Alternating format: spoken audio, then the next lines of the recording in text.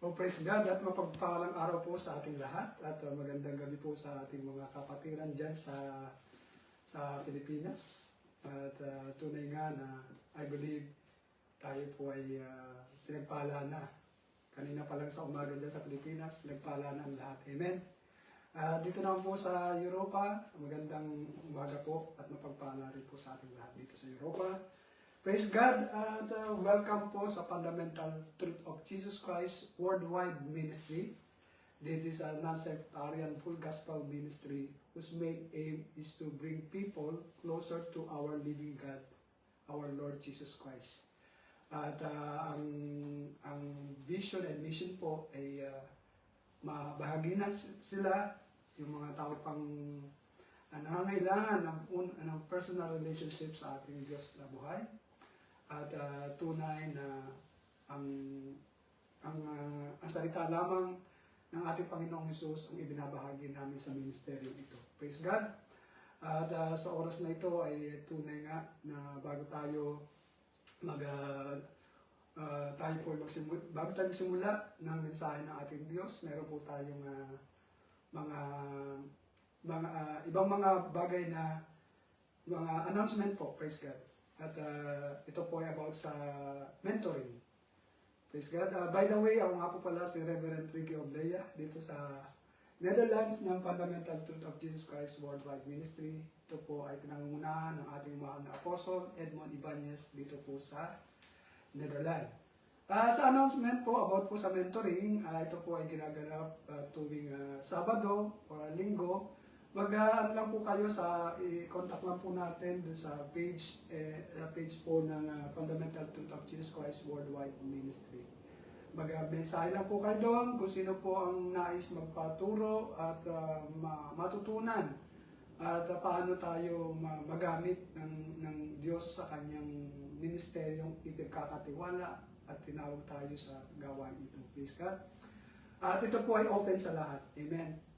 Praise the Lord. Ito man ay gusto maging leader, magpapastor, siyempre.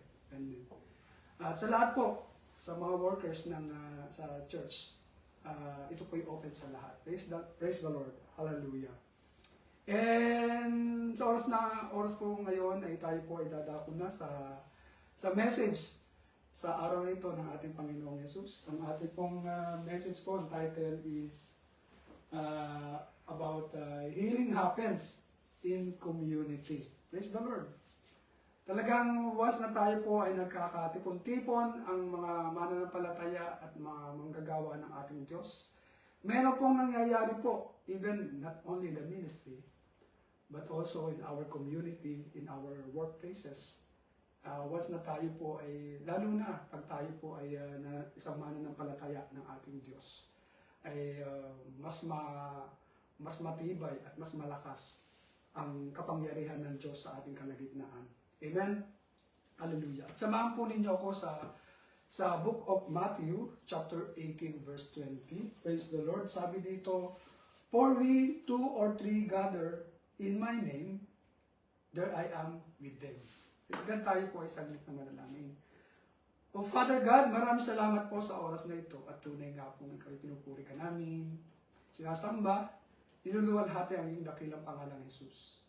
At sa oras na ito at sa araw na ito, sa paggising pa lang, kami pinagpala mo na.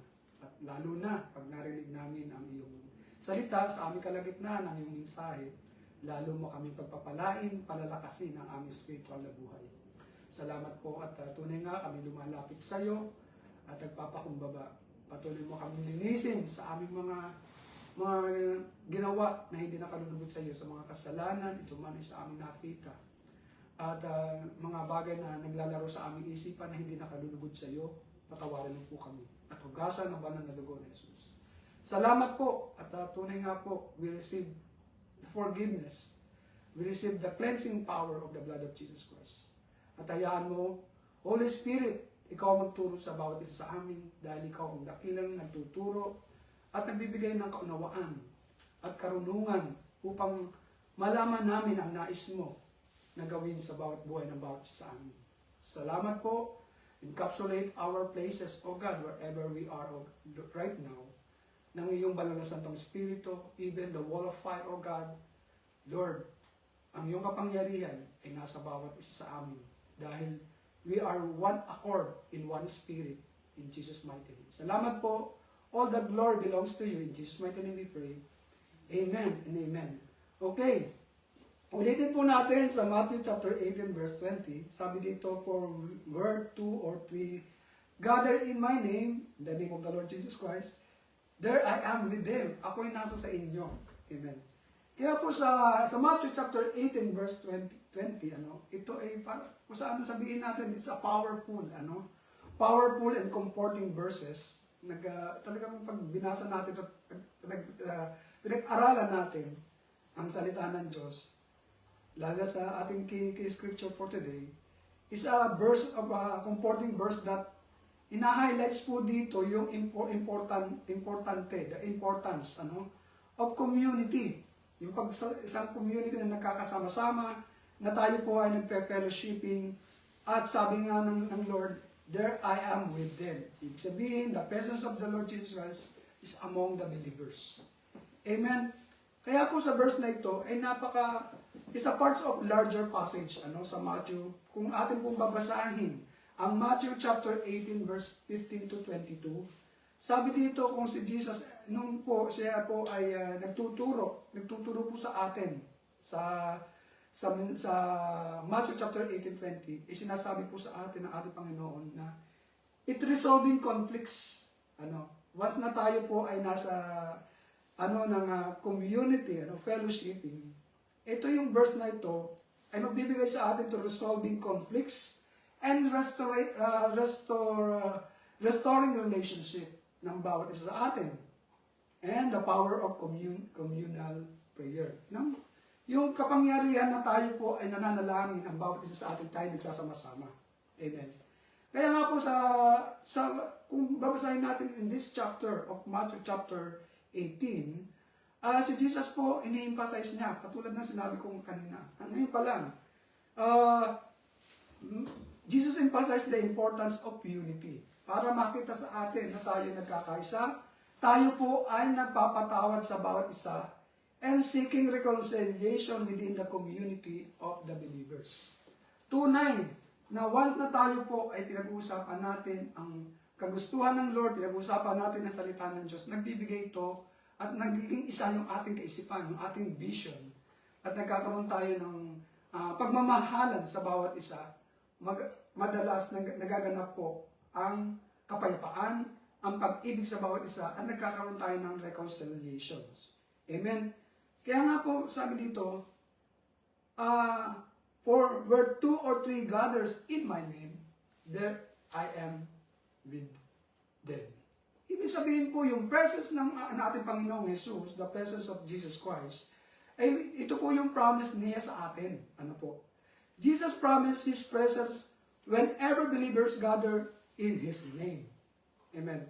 Kaya, kung mayroon pong dalawa o marami nagkakatipon-tipon po mga taong mga mananampalataya ng Diyos, come together with shared purposes. Yung purpose po ng Lord. Kaya tayo po, iba po, makikita po natin ang difference, na tayo po ay mga tunay na mananampalataya na nagkakasama-sama. Amen. Nagkakasama-sama tayo mag-worship sa Kanya. Mag-worship tayo sa ating Diyos. Tayo ay manalangin na magkakasama-sama. Nagpe-fellowship tayo. At lalo na sa lahat, once na tayo po ay nagsama-sama, we are seeking the will of God. Kaya po si Jesus is spiritually present with us, with them. Lagi nandun doon ang presensya ng Diyos. Once na tayo po ay pinag-uusapan natin, tayo sama-sama nagpupuri sa Panginoon, sama-sama tayo nagdadasal. Amen. Asahan po natin na ang presensya ng Diyos ay nasa ating kalagitnaan. Sabi nga, 2 or more, ay nandun ang presensya ng Diyos. Kaya, in this presence, kahit saan pa kayo naroon, sa online, ikaw man ay nasa Pilipinas, ikaw man ay nasa Europa, nasa Amerika, South Africa, o saan mang sa buong mundo, nagkakaisa, na nagsasama-sama, nagpe-fellowship, ang presensya ng Diyos ay unlimited. Ano po? The presence is not limited by physical location or the number of people. Even the small gathering of believers invites the Lord's presence. Amen. To say, well, tayo po ay nagkakaisa, nagsama-sama, i-invite natin lalo ang presensya ng Diyos. Amen. At ang isa pa ho, pag tayo po ay nagkakaisa in one community, in one small group, in the church, in the believer of the Lord Jesus Christ, nandun po, mayroon pong kapangyarihan dumadaloy na nanggagaling sa Diyos. Kaya po sa verse na po ito, in this verse underscore the importance of gathering together as a believers. Nire-remind po sa ating lahat, that we are not meant to live out our faith in isolation, but in relationship with others. Kaya importante po na tayo po ay nagpe-fellowship. Ang bawat isa sa atin. Nag-aaral tayo ng salita ng Diyos, na sama-sama tayo. Okay, hindi ko naman sinasabi na meron tayo. Siyempre meron tayong meditation, yung devotion natin. Amen. Nandun pa rin ang kapangyarihan ng Diyos. But how much more na tayo nagkakaisa, tayo nagtutulungan, tayo nagmamahalan, sama-sama tayo nag-aaral ng salita ng Diyos at isinasabuhay ng bawat isa sa atin. Nandun ang kapangyarihan ng Diyos. Kumikilos siya. Amen. Kaya po sa in-community, isa pa rin po na maano natin, kung isa ang ating nasa puso, nasa isipan natin, na mga positive o yung mga will ng Lord, yung gusto ng Lord na nasusulat sa salita niya. Amen. Mararanasan natin at makikita natin, we find the encouragement. Yung encouragement po ng bawat isa, once na tayo po nagtitipon-tipon, nandun yung mararanasan yung accountability ng bawat isa. Example, si sister, pinagpe-pray pala ako ng aking kapatid na to sa Panginoon. Malalaman mo, ma-identify natin, ma-feel natin, ako pala yung pinagpe-pray ni sister, ako pala yung pinagpe-pray ni brother. Nandun yung accountability ng bawat isa sa atin. Amen. And also, mararanasan din po natin ang kalakasan, kalakasan, the strength to grow in our faith. Lalong lalakas ang ating pananampalataya sa ating Diyos. Amen. Hallelujah. Praise the Lord. Kaya nga po, sa community, pag tayo pinagsama-sama, in Matthew chapter 18 verse 19, ano po sabi dito ng ating Panginoong Jesucristo? Again, truly I tell you, praise the Lord. Hallelujah. Truly I tell you, if two of you on earth agree about anything that ask for it, will be done for them by my Father in heaven. Kaya napaka-importante na pag tayo nagpe-pray po, nandun lagi yung ating, yung nasabing amen, yung response natin, yung bawat isa sa atin pag tayo nananalangin. Nandun yung authority in prayer and agreement. Amen. Hallelujah. Kaya sa Matthew chapter 18 verse 20, kasunod po ng 19, sabi ito, pag tayo po nananalangin, reinforce the idea that when believers come together in unity and agreement, their prayers carry great power. Mas malakas ang kapangyarihang dumadali sa ating kalagitnaan, kapangyarihan ng Diyos, because Jesus is present among them. Amen. Kaya malaki po, kaya nasabi, healing happens in community. Sa samahan na nagkakaisa tayo, mas malakas ang kapangyarihan ng Diyos. Kaya po nire-remind sa atin ng Diyos na once ang tayo pinagkakaisa, yung faithfulness po, yung God's faithfulness po ng Lord sa atin, nire-remind sa atin that this verse assure that the believers, that God is faithful to His promises. Ang nag-promise po sa atin ay ang Diyos na hindi tayo bibiguin. Siya ang Diyos na tapat na bibigyan ng kasagutan ng ating panalangin once na tayo po nagkakaisa in community. One spirit, one mind, one soul, one prayer, one vision. Nandun ang kasagutan at sasagutin ng Lord ang ating mga panalangin. When we gather in His name, He is with us. He guiding, comforting, and working in our midst. Amen. Kaya malaki pong bagay, huwag natin kalilimutan, kaliligtaan ang pagsama-sama natin sa gawain ng Diyos. Kaya ma-emphasize po natin, makikita natin na kakaiba talaga pag ikaw ay nakay Lord. Example, pag tayo ay nasa isang community o nasa isang barangay, ang surrounding natin ay nagsasama-sama, nag-uusapan sila, okay, normal, nag-uusapan, pero identify mo yung kakaiba pag pinag-uusapan si Lord.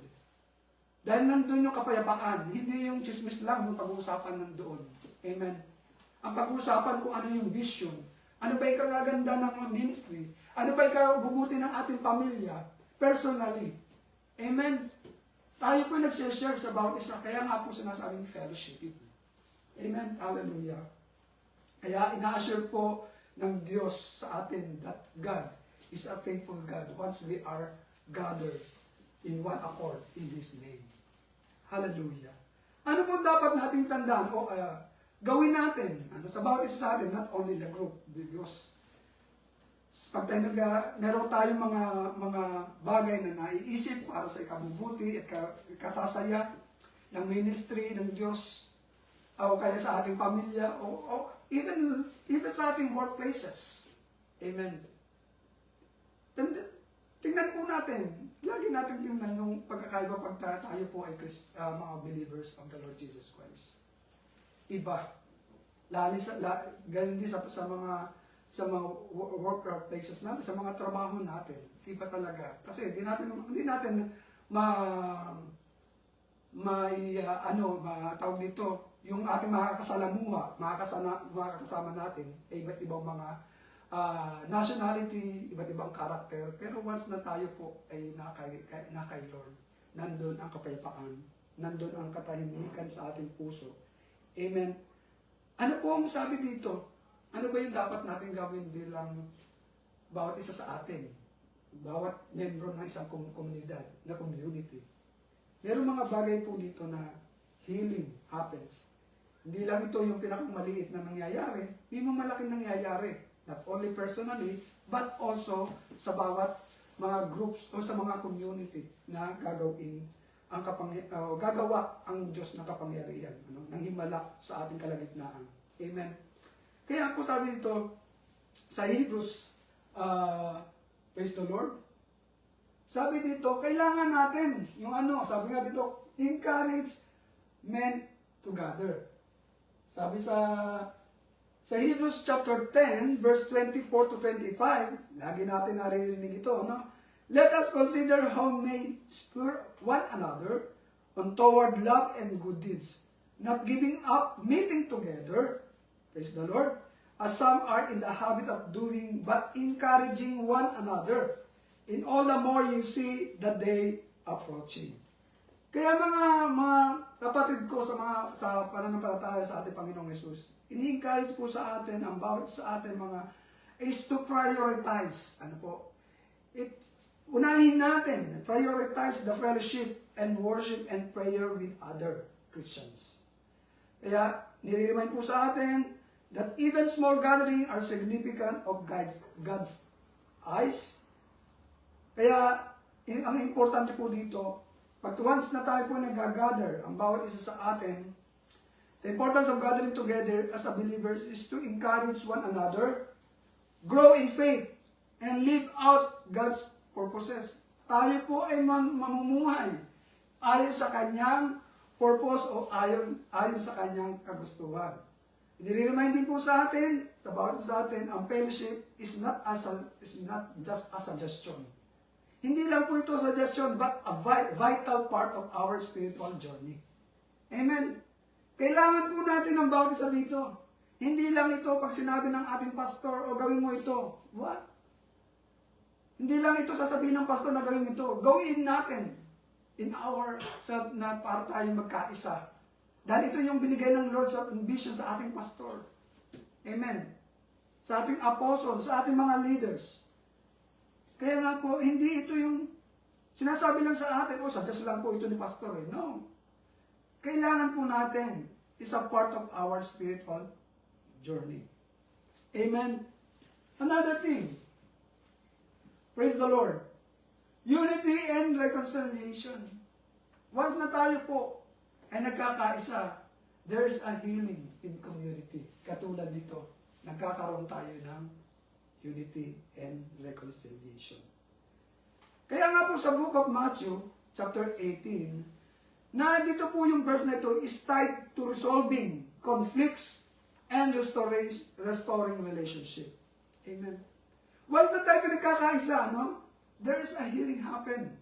Yung healing happen po dito, tayo po ay nagkakaroon ng pagkakabuo-buo ang bawat isa. So pag nagkakaroon tayo ng pagkakaisa, nagsasama-sama tayo. Amen. Kaya nga po, it resolving conflicts, lahat ng mga may conflicts sa buhay natin, sa ministry, in our community. Once na tayo po ay iisa yung ating nasa isip natin, yung vision ng Lord na binigay sa atin. At pinag-uusapan natin about God, about the will of God. Nare-resolve po ang bawat isa. Personally, once na naalis po ang lahat ng mga conflicts na ito, nandun po yung restoring relationship. It reminds us that Jesus is present when we seek reconciliation and unity. Okay. Diba? Ang ganda. Pag once na tayo po ay hinahanap natin lagi ang pagkakaisa, hinahanap lagi natin ang reconciliation, nandun po ang presensya ng Diyos. And, yan po ang nagiging nangyayari sa atin yung healing, unity and reconciliation. Sabi sa Ephesians chapter 4 verse 2 to 3, be completely humble and gentle. Ito yung gagawin natin. Bilang sa ating individual, na tayo po ay sa isang community, meron po tayong individual na dapat nating tandaan na gagawin natin. Sabi nito, be completely humble and gentle. Magpapakumbaba. Be patient, bearing one with one another in love. Dapat nandun yung pag-ibig ng Diyos. Make effort to keep the unity of the Spirit through the bond of peace. Okay. The Spirit, the Holy Spirit of God, through the bond of peace. Kaya ang verse po nito, sinasabi sa atin, this verse call us to humility. Meron tayong papakumbaba. Tandaan po natin to, ha? Dapat, ang bawat sa atin, ay matutunan natin, meron tayong pagpapakumbaba, meron tayong patience and love as we work toward unity and reconciliation. Mangyayari ito once na tayo po ay mayroong humility, patience, at pag-ibig sa bawat isa. It reminds us that maintaining peace, totoo yan, and unity requires effort and rooted in the Spirit of God. Amen? Praise the Lord. Hallelujah. And, next, praise God. Confidence in prayer. Once na tayo po ay nagkakaisa, lumalakas yung kompetensya natin sa ating panalangin. Napipil natin that the presence of God is in us. At yung prayer natin, na lalo tang tumitibay yung ating faith, yung prayer na yun ay answered by God. Na ito'y talagang tutugunin ng Diyos. Dahil sa lakas ng ating panalangin, nagkakaisa tayo, at meron tayong faith sa Lord, yun, nagiging malakas din yung confidence natin na ito'y sasagutin ng Lord. Ito'y sasagutin ng Lord. Amen? Sabi ng John, 1 John chapter 5, verse 14 to 15, this is the confidence we have approaching God, that if we ask anything according to His will, He hear us. Naririnig niya ang ating mga panalangin. Amen? And if we know that He hear us, kung alam natin na ito'y naririnig na ng Diyos, alam na natin naririnig ng Diyos, whatever we ask, we know that what we ask of Him. Amen? Kaya po pag tayo po ay nananalangin sama-sama, ang bawat mga mananampalataya ng Diyos, ang bawat mga disciple ng Lord, we can have a confidence, that Jesus is with us. Talagang matibay, kompidensya tayo na ang Diyos ay nasa ating kalagitnaan. And our prayer are heard by God. Amen. Amen. Kaya nga po, pag sinabing confidence in prayer, ina-assure po that we can approach God with boldness and confidence and knowing that He listens to our prayer.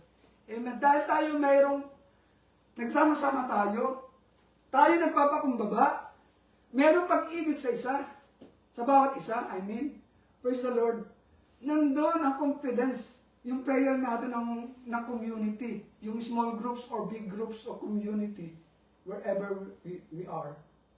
Once na tayo pinananalangin ng ganon, meron tayong confidence sa ating sarili, sa bawat isa sa atin, na ang panalangin ito, narinig ng Diyos at ito'y bibigyan ng kasagutan ng Diyos. Amen? Kaya, isa pa, pag tayo nananalangin ng bawat isa, ay kailangan nandun yung according to the will of God. Amen. Mananalangin nga tayo, hindi naman according to the will of God. Awkward. Paano sasagutin ng Diyos? Ito yung gusto ng Lord eh. Kaya nga mas mabuti, mas mainam, when we pray in alignment with God's will, as revealed in His Word, sa Kanyang salita, we can trust that He hear us and will answer His perfect timing and way. Amen. Amen. Praise the Lord. Kaya pag tayo mananalangin, according to the will of God, according to the Word of God. Amen. Hallelujah. Another thing, pag tayo po ay meron pag sinabing communal prayer, ibig sabihin, isang isang malakihang sama-samang nananalangin. When we are praying together with other believers, we can have even greater confidence because Jesus promised to them to be present. Amen. Yan ang nangyayari pag tayo po nagsama-sama. Amen. And the Holy Spirit intercede for us. Ang banal na Santong Espiritu nag-i-intercede sa atin habang tayo ay nagkakaisang nananalangin at nagkakaisa po tayong nagsasama-sama at nandun yung pag-ibig ng Diyos, nagkakaroon po ng kapayapaan sa bawat isa. Amen? Hallelujah. Kaya nga, malaking bagay po talaga pag tayo po ay nagsama-sama, nananalangin sa ating Panginoon. There is healing in the community. Kaya po sa verse na ito, nag-remind po sa atin that the prayer is not just a ritual, but a powerful connection with God. Malakas yung connection natin sa ating Diyos. Malakas yung connection. So, ibig sabihin, nakapag-G tayo. Amen. Dahil tayo nagkakaisa eh. Malakas yung connection natin sa Diyos dahil nagkakaisa po tayong nananalangin. And when we pray together, we experience the strength and the assurance of His presence. Amen. Di ba pag tayo nagkakaisa, tayo nananalangin, nagsusumasamba sa Diyos, kumakanta, kung ano man yung mga inaawit sa praise and worship, nagkakaisa tayo. Meron dyan nakikita mo, kumakanta pala ng, ano tawag dito? Yung sa una palang stanza, umiiyak na dahil nandun yung kanyang puso, ng kanyang, sa sarili niya na confidential, yung panalangin ito. Ay talagang yung kanyang pangangailangan. Ay tinutugunan ng Panginoon. Umiiyak na, dumuhod na. Amen. Dahil nandun yung presensya ng Diyos. Amen? Hallelujah. Praise the Lord. Another thing, sa ating pong pananalangin, praise God. Yan. Meron pong nangyayaring healing pag tayo po nagkakaisa. Sabi dito sa Matthew chapter 11 verse 28 to 30, "Come to me, all you who are weary and burdened, and I will give you rest. Take my yoke upon you and learn from me, for I am gentle and humble in heart. You will find rest for your soul, for my yoke is easy and my burden is light." Kaya po yung verse na to, ino-offer po sa atin, once na tayo po, ay nagkakaisa, nandun po yung comfort ng Diyos, especially sa oras po na tayo po ay nasa trials, sa oras po na tayo po ay nalulungkot, nire-remind po sa atin that we are never alone when we gather in Jesus' mighty name, in His name. Amen. Totoo yan. Once na tayo po sama-sama nagpupurit na nanalangin, nararamdaman natin ang kapayapaan. May lumuluha na. Meron namang tears of joy. Lumuluha dahil siya ay masaya. Mayroong kagalakan. Lumuluha dahil dinudulog natin sa Panginoon yung mga trials. Yung mga pain sa buhay nila. Amen. Amen. Nagkakaroon po yung pang accountability. Sincere si brother, sincere si sister. Dahil napil niya yung pain ng ating kapatiran. Amen.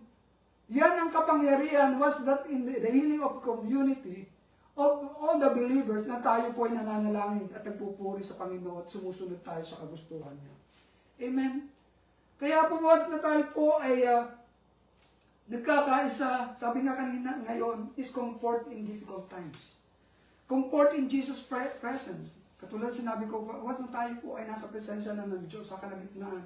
Kaya ang verse po na to ay nag-remind sa atin that Jesus invite us to come to Him when we are weary, burdened, and facing trials in our life.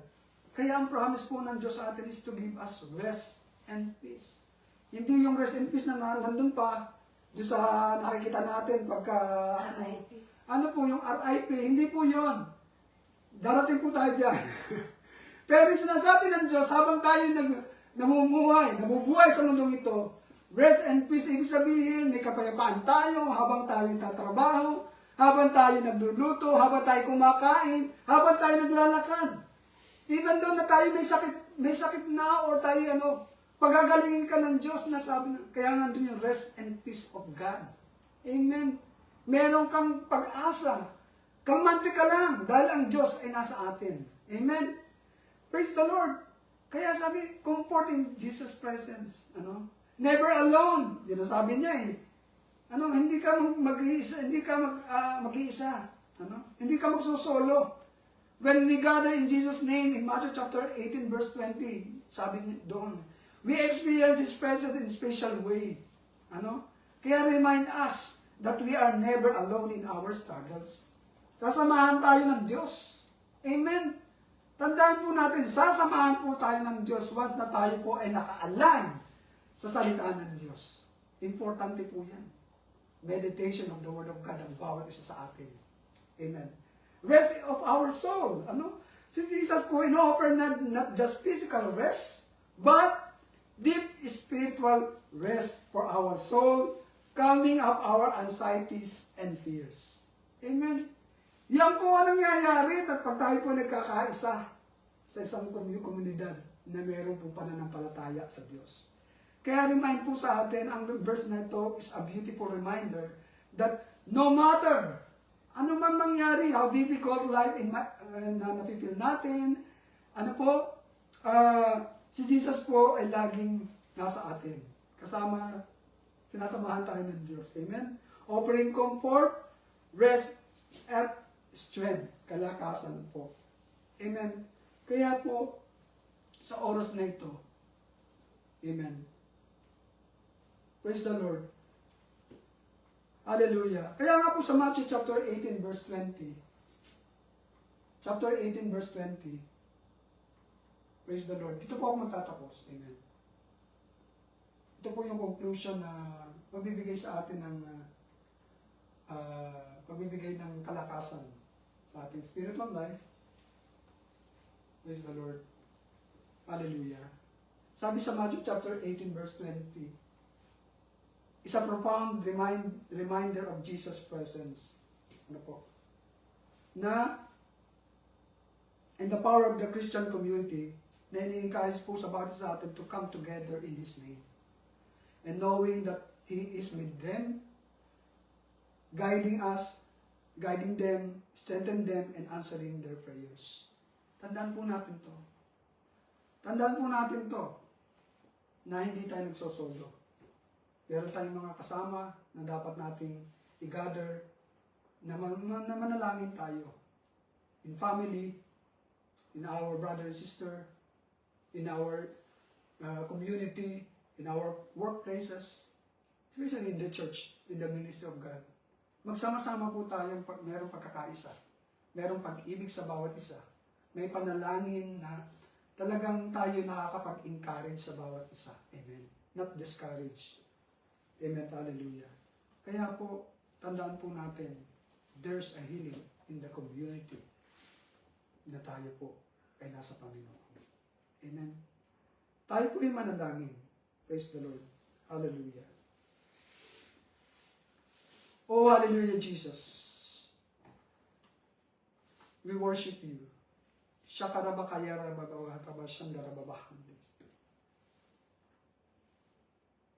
O Panginoong Hesus, sa mga nakarinig ng iyong mensahe sa oras na ito, kami po'y lumalapit sa iyo, Panginoon. Nagpapakumbaba na hinahanap, Panginoon, ang kapangyarihan lagi, ang kagalingan at restoration sa bawat area ng aming buhay, Panginoon. Kami po'y nagpapasalamat na kami iyong minahal. Nandun yung iyong mercy at yung iyong katapatan sa bawat isa sa amin. At nandun na kami po ay nagtitiwala sa iyo, sa iyong kakayanan, sa iyong kapangyarihan to make all things new. At gayon din, Panginoon, Lord, tinataas namin ang aming mga pamilya.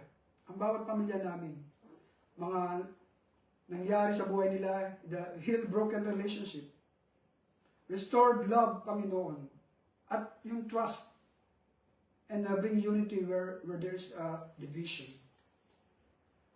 Dalangin namin, O God, tulungan mo po kami na madali kami magpatawad sa bawat isa sa amin. As you forgive us. Palakasin mo ang aming pagsasama-sama ng aming pamilya, Panginoon. Fill our homes with your peace, O God. Joy and presence, O God. May your family be a reflection of our love and grace, O Lord Jesus. Tunay nga, apart from you, we can do nothing. Father, kayo din, Panginoon, ang aming community. We pray for our communities, O God. Bring healing to those who are hurting, hope to those who are discouraged, and reconciliation where there is a conflict, O God. In Jesus' mighty name. Tulungan mo kami, Panginoon. Help us to love our neighbors, ourselves, and to be instrument of your peace. Restored kindness, compassion, and unity, Panginoon, in our neighborhood, even sa school, even in the ministry, even in our workplaces, O God. Ito ang aming dalangin, Panginoon, in our community, O God. Lord, I pray, Lord, also, in the church ministry, na we ask, Panginoon, ang healing and renewal of our church ministry. Palakasin mo ang bawat mga leaders, equip our members, and guide us to fulfill your purposes, O God. At nandun, Panginoon, bring unity sa ministry ito, Panginoon. Vision to our church, and help us, Lord, to be a light in our community. I-restore mo rin, Panginoon. Restore the passion of your word. Passion, Panginoon, na bumalik kami, bawat isa sa amin, na lumakas ang aming mga, nandun ang aming, Lord, ang kainitan muli sa pagbabasa ng iyong salita. Empower us to serve with you with boldness and humility, Panginoon, sa pangalan ni Jesus. And Lord, I pray also for the financial restoration, Lord Jesus Christ. God, we bring our financial needs before you, na ikaw yung nagpo-provide ng lahat ng ito.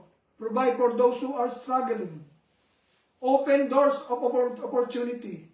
I-bless mo, Panginoon, ang lahat ng aming mga gawa ng aming mga kamay. Teach us to be good steward of what you have given us and help us to trust in you, in your provision, Panginoon. Kami mga steward mo lamang na pinagkatiwala mo sa mga bagay na dapat naming gawin para sa iyo, O God. Gawin mo lamang kaming isang daluyan na pagpapala, O God. Restore what we have been lost and guide us to walk in financial wisdom and generosity, Lord, in Jesus' mighty name. And for physical healing, Lord, I pray. Lord, we ask your healing touch to those who are sick or in pain, Lord Jesus. Hallelujah. Rabakaya rababashanda rababashanda rababando. And you are the great physician, Lord. We claim. We believe in you, Lord. And we believe in your power to heal. Strengthen our bodies, Lord. Restore our health. And bring comfort to those who are suffering. May your healing power bring glory to your name, O God. In Jesus' mighty name. Even our emotional healing, Lord. Heal us. Heal us, O Lord Jesus. Heal us, Lord. Hallelujah. And salamat po, Panginoon, sa oras na ito. At tunay nga po, ang dalangin namin ito ay narinig mo na. At yung mga promise mo, Panginoon, sa amin, kami pinananampalataya, ito'y sinagot mo na sa aming mga panalangin, O God. In Jesus' mighty name. Kami po ay nananampalataya sa iyo. Kami po ay nagtatrust sa iyo, Panginoon. We trust in your perfect timing and your perfect will, Lord Jesus Christ. Tayahan mo, Panginoon, may your healing and restoration bring glory to your name, O God, and draw others to you. Na madala sa pamagitan ng aming mga testimony, living testimony about you, ito'y magpakita at makita ng tao na ikaw ang Diyos na aming pinaglilingkuran through this way, O God. Through this way, Lord, madala sila sa iyong paanan at makilala kang tunay na ikaw ang Diyos at sariling tagapagligtas ng buhay ng bawat isa dito sa mundong ito. Sa pangalan ni Jesus. Maraming salamat po. And we declare the victory upon victory in our life, in our community, in our ministry, Lord, individually. Thank you, Jesus. All the glory belongs to you. In Jesus' mighty name we pray. Amen and amen. God bless po sa bawat isa. At next week, may panibago na namang mensahe ang ating Diyos na buhay. At God bless po sa inyo. Praise the Lord.